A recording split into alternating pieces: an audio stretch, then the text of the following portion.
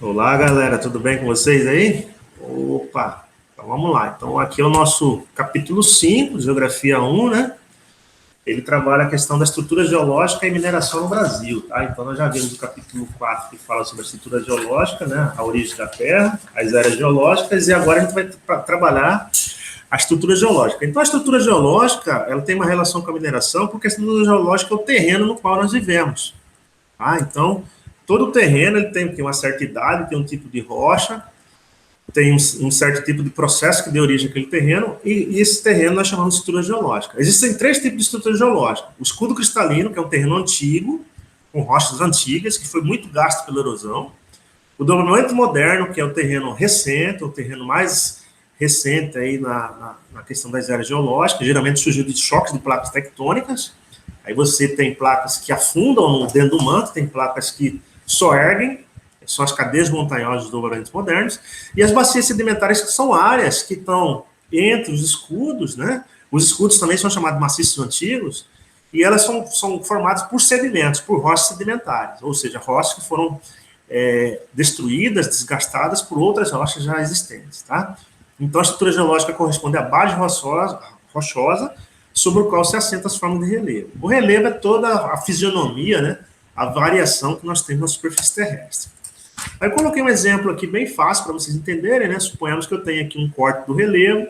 Esse relevo mais baixo aqui, mais ondulado, é o escudo cristalino, um maciço antigo, é um terreno antigo. O que é gasto dele vai parar numa região mais deprimida. Essa região recebe sedimentos. Então, aqui vai dar origem a uma bacia sedimentar. E o dobramento moderno é a região montanhosa, a região que surgiu de choque de placas tectônicas, né? Uma placa bateu na outra, a mais densa subiu, a menos densa se afundou, originando uma cadeia montanhosa. E aqui você tem o quê? A idade aproximadamente desses terrenos, dessa estrutura. Como eu disse, o estudo cristalino é antigo, das áreas mais antigas, né? Arqueozoica e proterozoica. No Brasil tem muito escudo cristalino. Bacia sedimentar já é um terreno de idade intermediária, e o terreno mais recente são os dobramentos modernos, por isso que ele tem essa fisionomia mais íngreme, né? Porque ele foi pouco gasto ainda pelo processo erosivo. Tá? Então, no Brasil, no caso, nós vamos ter só os dois primeiros, nós não temos dobramentos modernos, porque o território brasileiro é muito antigo. Esse dobramento moderno que nós tínhamos no passado, ele foi destruído e originou o quê? Os escudos cristalinos maciços antigos. Então, aqui já tem o Brasil, né? Então, o que eu falei para vocês, no Brasil, mais da metade do território é formado por bacias, e um terço, mais ou menos, um pouco mais de um terço para o escudo cristalino, e ele tem uma importância na área de mineração. Geralmente, nos escudos cristalinos ou maciços antigos, que é a mesma coisa, você vai ter minerais metálicos e não metálicos, não é? Utilizados para diversos fins, e nas bacias sedimentares você vai ter, muitas vezes, combustíveis fósseis. O mais importante deles é o petróleo, o gás e o carvão mineral, tá certo? Então, se você pegar o mapa aqui, você vai ver que a maior parte do Brasil é formado por bacias sedimentares e uma parte por escudo cristalino. Então, você vai ter cerca de 64% do território formado por bacias e cerca de 36% formado por escudo cristalino. Então, aqui tem novamente o que eu falei para vocês, né? A maior parte do Brasil é formado por bacias sedimentares, e algumas bacias você vai ter o quê? Combustíveis fósseis, entre eles petróleo. Tá? No sul você vai ter carvão, mas nosso carvão é de baixa qualidade. E o escudo cristalino no Brasil pode ser dividido em dois: das Guianas, que fica ao norte, lá na fronteira com os países sul-americanos, e o escudo cristalino brasileiro, que é a maior parte do Brasil, essa coloração aqui mais bege, no caso, né? Que você vai ter muitos minerais metálicos e não metálicos. O metálico, ele é importante, né? Ferro, cobre, níquel, manganês, prata, para várias funções, né? Na construção civil, na indústria automobilística, né? Ele vira uma série de utensílios, né? Alumínio, enfim, a estrutura metálica. E o não metálico, ele também é utilizado também na indústria farmacêutica, ele é utilizado na indústria química, nos fertilizantes, não é? Na construção civil, né? Então você vai ter vários minerais não metálicos também nesse grupo aí. Então, nós temos aqui já, passando para a mineração no Brasil, o Brasil é rico em recursos minerais, tanto metálicos como não metálicos, tá? Isso faz com que nós exportamos uma grande quantidade desses minerais. Esses minerais vendidos no mercado internacional são chamados de commodities, não é? Então, o Brasil exporta anualmente grandes toneladas, um volume muito grande de minério de ferro, de manganês, enfim, ele tem uma grande quantidade desses materiais. E você tem o quê? Você tem uma exploração em quase todo o Brasil desses minerais metálicos, né? Então, aqui ele coloca no texto, aqui tem aqui bauxita, cobre, cromo, estanho, ouro, né? Enfim, tem uma série de minerais metálicos aqui explorados no Brasil e também não metálicos, tá? Então, ele cita aqui, né, sal, potássio, são minerais não metálicos explorados pelo Brasil. O Brasil exporta aí para diversos países, tá? A maior quantidade de minerais metálicos no Brasil se encontra no quadrilátero ferrífero, em Minas Gerais, uma região formada por 4 cidades, entre elas Mariana e Sabará. Lá tem muita exploração desse mineral, porque o subsolo lá é rico em minério de ferro.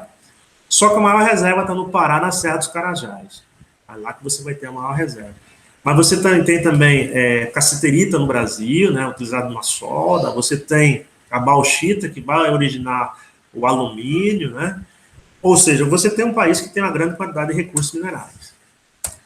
Aí aqui ele coloca a questão dos recursos energéticos. O Brasil também é rico em recursos energéticos, então ele tem uma grande quantidade, principalmente na área litorânea. Na plataforma continental, que é a parte da crosta que está dentro do mar, sobre ela, abaixo dela, você vai ter muitos recursos minerais, combustível energético, no caso, né? Combustível fóssil, que é o petróleo. Então, o Brasil ele tem uma grande quantidade de petróleo na plataforma continental, que é a região litorânea, abaixo do solo, coberto pela água marinha, né? E você vai ter uma grande quantidade de recursos energéticos ali, principalmente petróleo. Nós somos pobres em gás natural, a gente não tem, a gente importa muito da Bolívia, e somos pobres também em carvão mineral. O Brasil é um país muito quente, e para você formar um carvão, você necessita de temperaturas mais amenas. Por isso que o carvão mineral no Brasil só é encontrado no sul do Brasil, e é um carvão de baixa qualidade, não é um carvão muito bom, não, tá? Então, o Brasil tem uma grande quantidade de recursos energéticos, no caso aqui, minerais energéticos, no caso, né? E se destaca aí a questão do petróleo, principalmente no pré-sal, que a partir de 2007, 2010, foi descoberto na região litorânea do Brasil uma grande área de petróleo, abaixo da plataforma, né?